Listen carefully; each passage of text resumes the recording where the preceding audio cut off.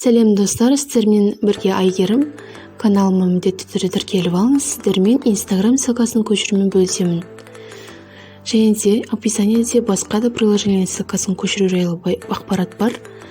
Instagram приложениесіне кіремізде 3 сызықшаны басамыз. Сол кезде настройка функциясы шығады. Настройка функциясын басып, подписки и приглашение басамыз. Пригласить друзей басамыз. Сонан соң копировать функциясы шығатын болады.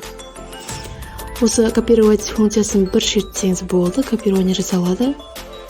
Және де кез келген жерге орната аласыз. Екінші жолы пригласить друзей қайтадан басып, осы жерден тікелей достарыңызға, таныс туысқандарыңызға жібере аласыз. Сіздерге пайдалы болды деген ойдамын. Лайк, коммент қалдыруды ұмытпаңыз. Каналыма міндетті түрде тіркеліп алыңыз. Описаниеде басқа да приложениелердің ссылкасын қалай көшіру керек орнатылған.